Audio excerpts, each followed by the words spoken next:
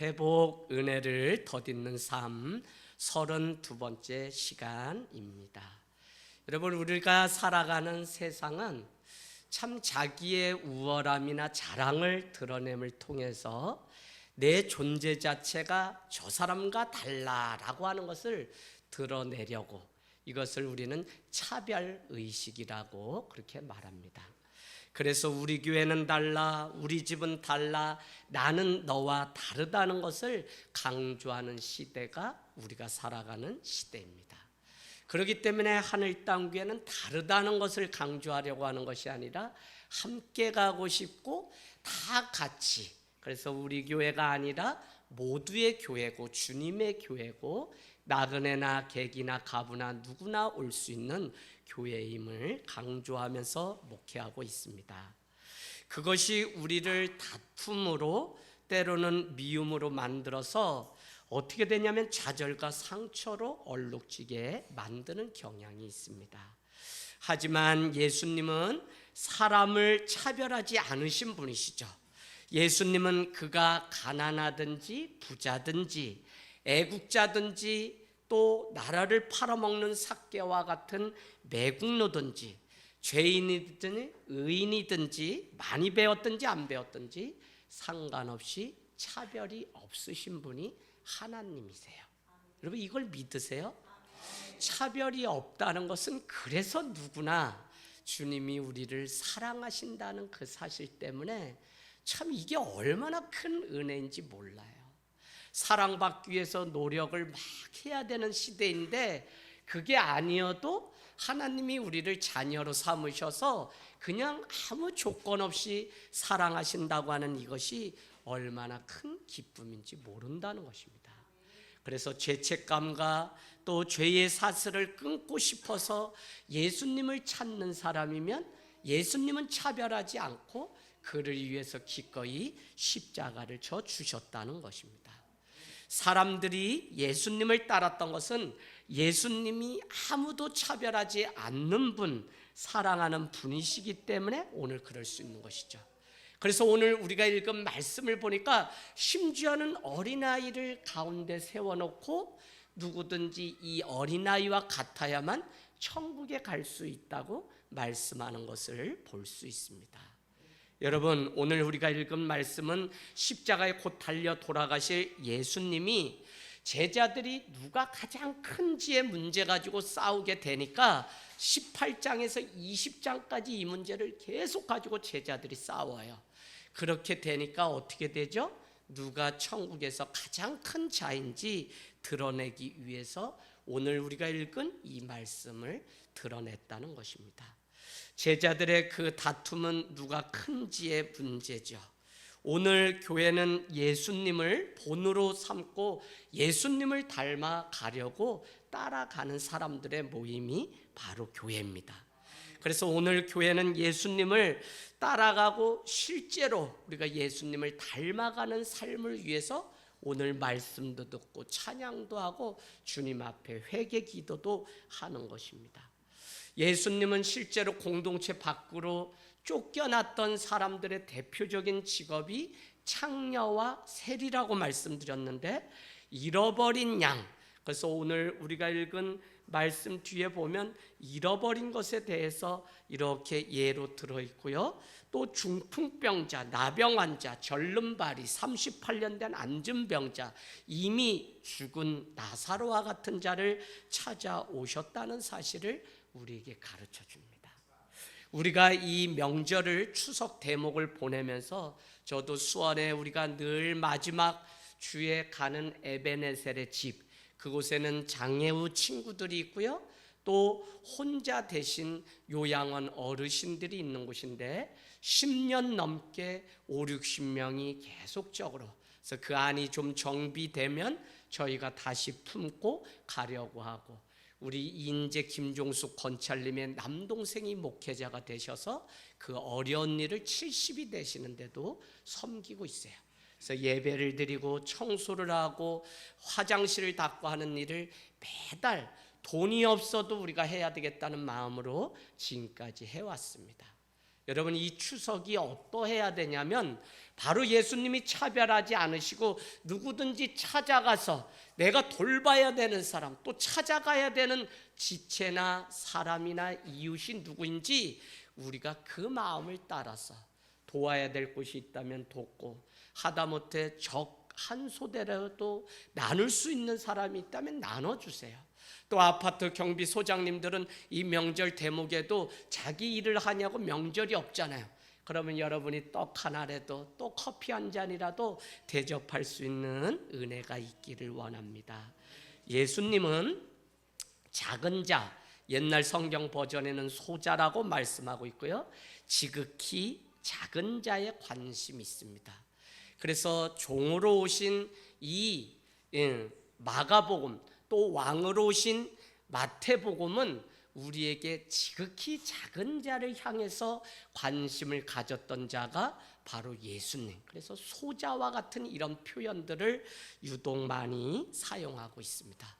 그런 중에 오늘 어린아이를 등장시키는 이 말씀, 어린아이는 존재조차도 보이지 않는 사람입니다. 그럼에도 불구하고 이 어린아이를 영접한 것이 곧 나 예수 그리스도를 영접한 것이라고 오늘 말씀하고 있는 것입니다. 여러분, 그러기 때문에 이 어린아이는 결코 작은 자가 아니라는 사실을 우리가 아셔야 돼요. 무슨 이야기냐면, 오늘 예수님의 관심이 어린아이에게 크게 있었기 때문에 그는 어린아이지만 그는 주님 앞에서 누구나 동일하듯 차별 없이 큰 자였다는 사실을 우리가 알고 있습니다. 제가 늘 마음 가운데 열심히 뭘 하고 교회 오면 뭐 열심히, 그러면 인간적인 마음이야 그 성도님이 그 아이가 더 이뻐 보이겠죠. 그러나 지금까지 계속 이 사실을 깨닫고 무엇을 하냐면, 한 번을 오더라도 변함없이 그 영혼을 귀하게 여기고, 정말 거짓말 아니라 저 마당까지 나가서 버선발로 맞아들이는 심정으로 여러분을 대하고 지금까지 함께하고 있습니다. 여러분, 14절 말씀 가서 표시해 놓으세요. 14절이 오늘 말씀의 가장 중요한 대목인데, 소자 중 하나라도 잃어지는 것은 하늘에 계신 너희 아버지의 뜻이 아니니라. 그러니까 뭐예요? 소자 하나라도 잃어버리지 않는 것이 하나님의 뜻이지, 오늘 잃어버린 양, 잃어버린 드라크마, 잃어버린 또 누구, 또 오늘 어린아이 같이 존재가 보이지 않는 그조차도 우리가 잃어버린다면 그것은 하나님의 뜻을 행하지 않는 것이죠. 여러분, 오늘 공동체 연합 예배를 통해 아이들과 함께 예배를 드립니다. 여러분이 가장 관심 가져야 되는 사람이 누구냐면 바로 우리의 자녀인 동시에 어린아이들. 그래서 여러분이 지나가다가 놀이터에서 놀던 누굴 보면 여러분 말 한마디를 좀 따뜻하게 건네면 좋겠어요. 언제부터 사람들이 말을 하지 않으니까 그래서 저희는 지난밤에도 복도 끝에 사는 1호집이 문을 열어놓고 11시, 12시 아마 애가 공부를 안 해서 숙제를 안 했나 봐요. 그래서 12시가 되는데 애가 얼마나 찐따를 먹고 혼을 나는지, 그래가지고 뭐 애 하나예요? 그래서 얼마나 마음이 내가 아픈지 말씀이 타자가 넘어가지 않아서 오늘 넉장 설교 준비를 늘 하던 걸 2장으로 줄였어요.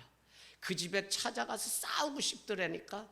아니, 그 애가 공부 안 했으면 엄마가 너가 알아서 하라고 2학년짜리한테 떠맡기고 관리 안 한 부모 잘못이지, 개놈의 새끼야 소놈의 새끼야 막 밤새 욕을 하는데, 내가 그냥 문을 닫고 민망해가지고 여러분, 어린아이, 특별히 우리 아이들이 여기 있는데 이 아이들을 왜 귀하게 여기고 세워야 되냐면, 어린아이가 아니라 하나님 나라를 이뤄가는 한 지체인 동시에 하나님은 그를 영접하는 것이 곧 나를 영접하는 것이고 천국에 들어갈 수 있는 조건이라고 말을 하고 있는 것입니다.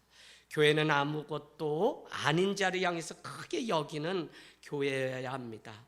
늘 작은 것을 그냥 작게 보고 큰 것을 크게 보는 육체적인 육안만 가지고 있으면 지극히 작은 자가 지나갈 때 그에게 냉수 한 그릇을 대접하는 일을 결코 하지 못합니다. 그래서 여러분, 우리는 늘 우선순위의 문제, 우선순위, 또 크고 작음에 늘 길들여져서 자꾸 더 이렇게 하는데, 여러분, 소자 한 명에게 잘하고 그를 크게 여기려면 오늘 모든 것을 다 귀하게 여기는 마음이 우리 안에 있을 때 작은 자도 크게 여기고, 상준이도 크게 여기고, 저 준이도 크게 여기고, 할렐루야.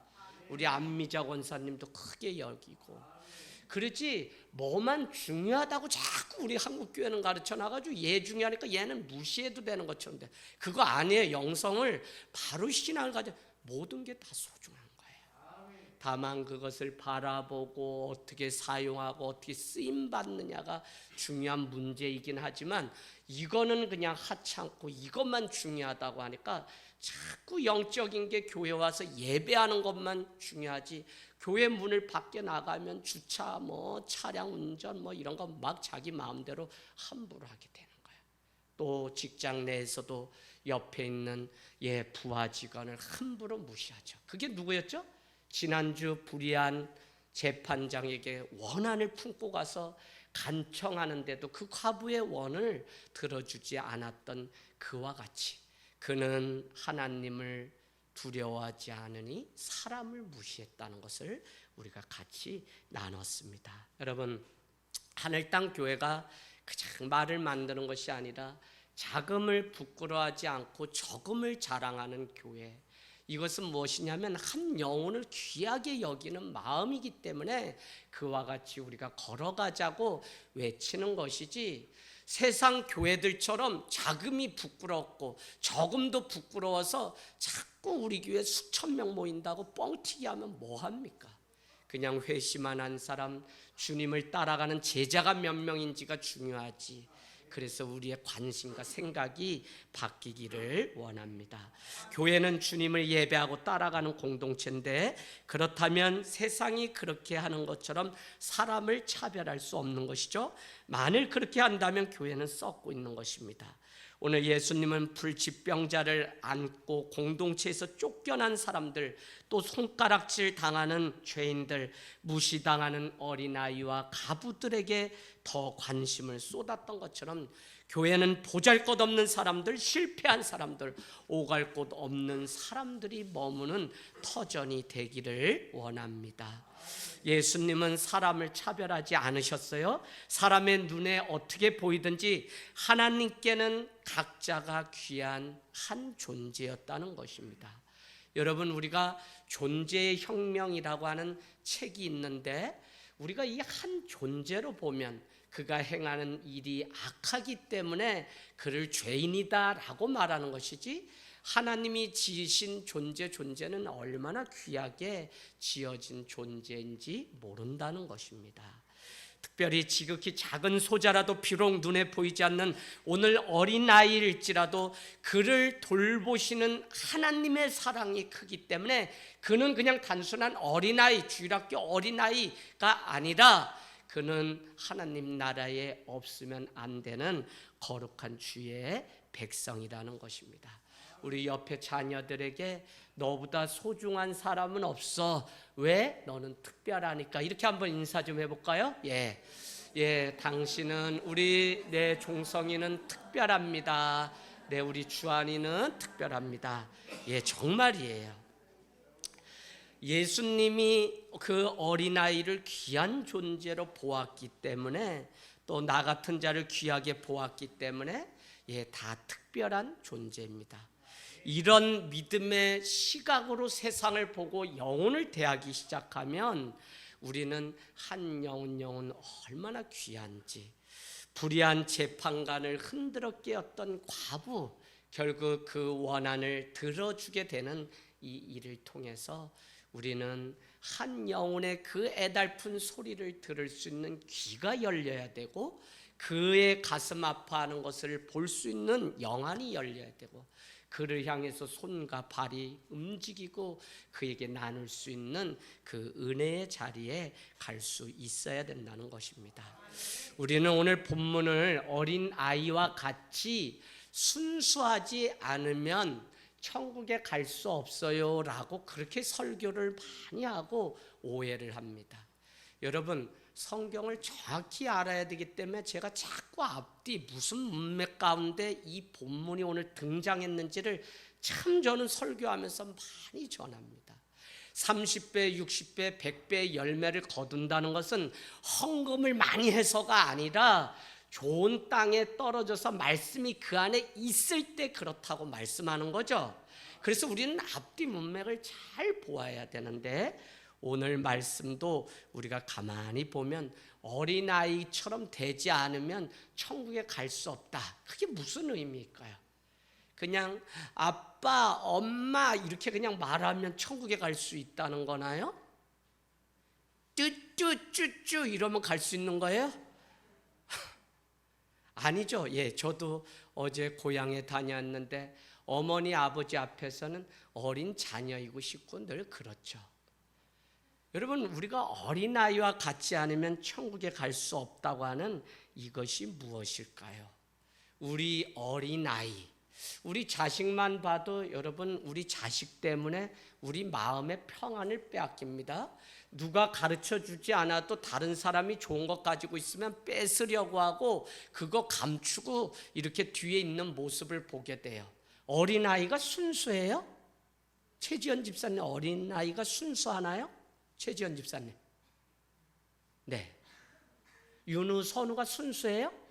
아, 순수해요. 네. 누구한테 물어볼까? 네. 상준이가 순수하죠? 네, 순수해요. 근데 오늘 본문은 그것을 드러낸 게 아니에요. 우리 사람은 원래 아담과 하와로부터 온 죄악 때문에 다 죄가 그 안에 있어요. 그래서 가르쳐주지 않아도 어린 아이들도 욕심이 있고 남의 것을 훔치고 싶은 마음은 다 있기 마련입니다. 어쩌면 저 녀석 저렇게 가르쳐주지 않아도 머리가 저렇게 비상한지 남한테 그 떡 한 조각 빼앗기지 않으려고 머리를 쓰는 아이들 보면 헉한다니까요.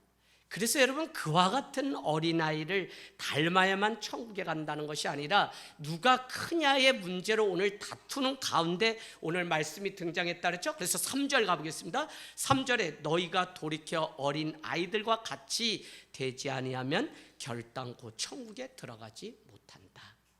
여기 있는 우리 아이들 다 예수 잘 믿어야 천국에 가는 거지, 저 아이들 순수하지 않아요. 여러분, 우리보다 조금 난데, 제가 우리 최낙도 목사님 아이들 왜 그런지 맨날 아이들 때문에 힘들어해가지고 답을 알려줬어요. 환경오염을 심하게 받아가지고 예별이 예보미가 그렇게 된 거다라고 했더니 이제 그걸 진리처럼 믿어요. 애들 다 그래요. 자, 그런데 4절에 보니까 어린 아이가 누구인지를 정의를 잘 해놓았는데 4절 말씀 보니까요, 그러므로 누구든지 이 어린아이와 같이 자기를 낮추는 사람이 천국에서 큰 자니라. 어린아이는 누구냐면 자기를 낮추는 자며 겸손의 멍에를 메고 예수님을 따라가는 자를 어린아이와 같다고 말하는 것이지, 나이가 어리니까 그가 천국에 간다 이게 아니라고요. 여러분, 그래서 성경을 정확히 알고 정확히 해석해야 되는 이 일이 얼마나 한국교회 회복돼야 되는지, 설교 잘하고 뭐 유창하게 막 하려고 하는 게 아니라 본문 앞뒤 정확하게 말씀 나누는 그 일이 되게 중요해요. 그래서 여러분도 성경을 계속 읽고 정확하게 말씀을 알면 너무 좋겠습니다. 그가 천국에서 큰 자라는 거죠. 세상은 그의 겸손함을 쉽게 대하거나 우습게 대할 수 있어요. 겸손하잖아요. 그러면 저 사람 힘이 없구나 라고 우습게 볼 수 있지만, 주님은 그렇게 말씀하지 않아요. 어린아이와 같이 겸손하게 낮아진 자가 천국에 갈 수 있다는 거예요. 사람들요, 조금만 깨어있지 않으면 내게 있는 이 권한이 어디로부터 왔는지도 모르고 마치 아버지 어머니의 이 권한을 막 함부로 해서 아이를 때리고 막 욕하고 이런 일이 뉴스에 나오는 것을 보면 여러분, 어떻게 우리가 살아야 되는지 잘 알 수 있습니다. 교만에 빠져서 사람들을 무시하는 사람에게 주님은 어린아이의 말씀을 오늘 제자들에게 한 거예요. 너희 그렇게 해서는 큰 자가 될 수 없다. 오늘 여기 있지? 이 아이 너 와봐라. 이 아이와 같이 자기를 낮출 수 있어야만 천국에서 큰 자가. 그래서 오늘 말씀에 이어지는 본문이 뭐냐면 인자가 온 것은 섬김을 받으려 함이 아니라 섬기려고 왔고 오히려 자기를 비워 어떻게 해요? 대속물로 주려고 이 땅 가운데 오셨다는 말씀을 하고 있는 거예요. 그래서 어린아이 도윤이면 천국 간다 이래서 다시 그래서 얘기했던 사람이 누구죠? 니고데모. 한밤에 사내들인 공회원, 국회의원에 해당하는 그가 예수님께 찾아와서 어떻게 해야 영생 얻을 수 있습니까? 라고 했더니 거듭나야 된다. 거듭난다는 게 본어견이 뭡니까? 내가 이 나이에 다시 엄마 뱃속에 가서 다시 태어나서 어린아이가 되어야 된다고요? 아니다. 물과 성령으로 너가 다시 태어나야만 천국 백성이 될 수 있다. 여러분 성경에 이미 많이 말씀하고 있어요. 자, 더 나아가서 오늘 5절 말씀은 또 누구든지 내 이름으로 이런 어린아이 하나를 영접하면 곧 나를 영접함이니. 우리 어린이 교회 아이들한테만 제가 질문을 해보겠습니다. 자, 누가 말씀 잘 들었나? 제가 목사님 문제 낼 거예요. 어린아이는 어떤 사람이라고 되어 있어요? 어린아이. 네. 잃어버린 양을 데리고 가시기 바랍니다. 잃어버린 양. 주님이 차별하지 않고. 네. 자, 그래서 5절 말씀은 우리에게 뭐라고 얘기하냐? 또 누구든지 내 이름으로 이런 어린아이 하나를 영접하면 곧 나를 영접함이니. 어린아이를 내 자식이라고 함부로 하지 말라는 거죠. 그를 영접하는 것이 예수님을 곧 영접하는 것인데 어린아이는 누구라고 했냐? 제가 답을 또 알려드려요. 자기를 낮춰서 겸손한 사람을 어린아이라고 얘기했다는 것입니다. 여러분 하나님의 마음이 우리에게 무엇인지 알게 하려고 자녀를 우리에게 주셨다는 생각이 들더라고요.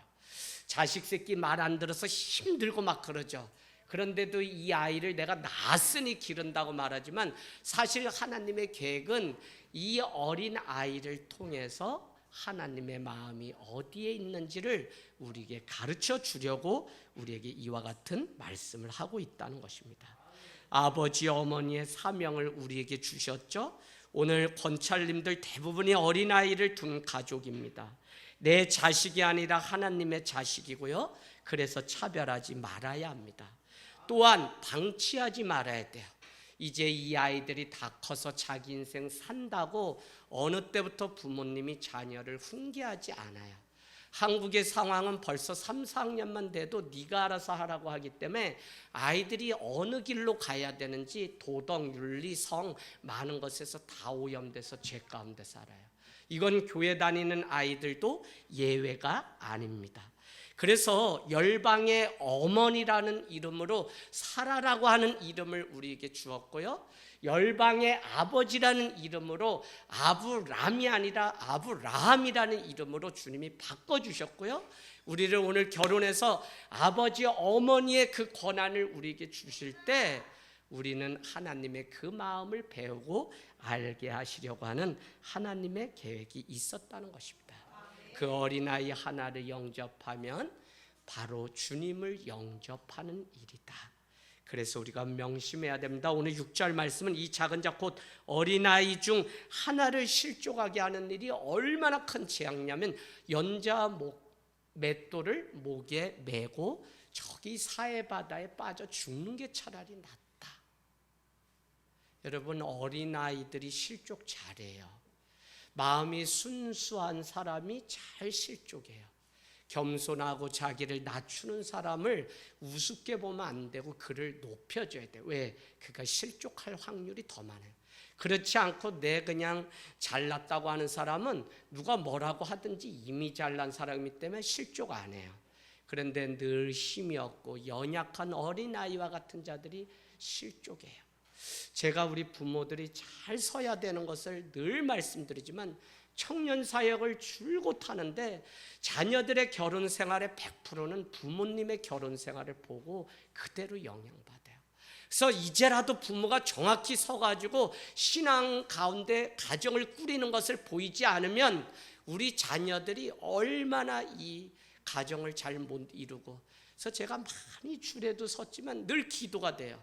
내가 주례한 아이들은 잘 끝까지 가정을 지키며 살아갈 수 있게. 사랑을 받지 못하고 인격이 무시당했기 때문에 그들은 사랑에 엄청 약해요. 그래서 그냥 아무 사람 만나고 아무 사람과 결혼하죠. 그래서 여러분, 우리가 이 어린아이를 참 마음을 다해서 대하는 이게 얼마나 중요한지 모른다니까요. 그러니까 이게 얼마나 큰 일인지 차라리 목에 연자맷돌을 메고 사해바다 염분이 있어서 저도 누워봤는데 가라앉질 않아요. 그러니까 맷돌로 그냥 해서 강제로 이렇게 침수형하는 게 차라리 낫다고 오늘 성경이 오죽하면 이와 같이 말씀하고 있을까요? 오늘 말씀을 마칩니다. 우리가 회복을 경험해야 되는 것은 심령의 회복입니다. 그래서 작은 것을 크게 여기고 그를 향해서 주님의 눈으로 바라보고 주님의 눈으로 손을 내미는 그 일이 회복될 때 우리는 내 인생뿐만 아니라 다른 사람의 영혼에 대해서 한 존재 인격으로 대할 수 있습니다. 어떤 값어치나 결과로 자꾸 그를 평가하는 것이 아니라 우리는 어떻게 해요? 우리는 그 존재 자체만으로 하나님이 귀하게 만드셨기 때문에 귀하게 여기는 그 일, 안 되기 때문에 기도하고 답답하기 때문에 기도하고, 그래서 자녀를 통과해야만 천국을 얻을 수 있기 때문에 이 부모가 된다는 게 여러분 그냥 되질 않아요. 지가 알아서 그냥 대학 가서 결혼해서 그냥 가는 게 아니라 내가 낳았기 때문에 끝까지 그 인생을 축복하며 기도하는 저와 여러분이 되시길 주님의 이름으로 축복합니다. 아멘.